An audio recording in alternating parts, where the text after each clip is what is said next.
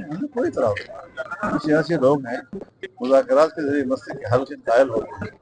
तो अगर रियासत उस रास्ते पे चलती है हमें कोई इतराज़ नहीं है। लेकिन ये कि खुद तो वो असलहा ले और दुनिया को कहे कि हम दहशतगर्दी के खिलाफ जंग लड़ रहे हैं, और उस पर आप बाहर से सपोर्ट भी दें और पैसे भी लें, और इधर से हम लोगों से कहा कि तुम मुज़ाकरात करो, तो जो खाली हाथ होंगे और वो मुसल्लह होंगे, मुज़ाकरात कैसे करेंगे आप?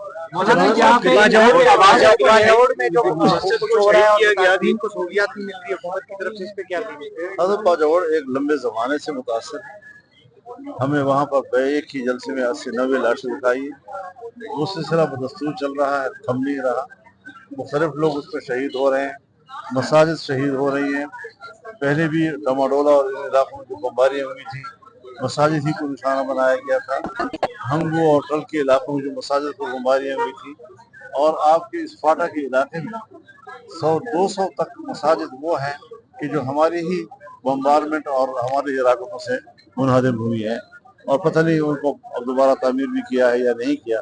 शायद नुमाइश के लिए कोई 1-2-3 उनको दोबारा बनाया गया हो, लेकिन मसाजिद वहाँ पर मुनहदम है, मदारस मुनहदम है, और बच्चों की तालीम मुतासर हो रही है। तो इसका सारा मलबा जो है वो सिर्फ इस बात पर डालना कि मदारस हैं और मसाजिद हैं और मजहबी लोग हैं, ये बिल्कुल इम्तियाजी रवैये हैं। कानून भी इम्तियाजी बनाए जा रहे हैं, प्लान भी इम्तियाजी बनाए जा रहे हैं, और रवैये भी इम्तियाजी इख्तियार किए जा रहे हैं। ये चीजें काबिल कबूल नहीं। आप समझते हैं कि किसी और तरफ से तवज्जो हटाने के लिए बाजौड़ ऑपरेशन और इस तरह मामला में ये मस्जिद जो शहीद की है। और सर मौलाना साहब साथ ही सूबाई हुकूमत क्या खाने पीने के लिए तमाम के हवाले से कहेंगे, क्योंकि बच्चे वहाँ कैंपों में मौजूद है, इस हवाले से सूबाई हुकूमत को क्या? सूबाई हुकूमत एक दिन कहती है हम ऑपरेशन के खिलाफ हैं, दूसरे दिन फिर दस्तखत कर देती है कि इजाजत है ऑपरेशन करो।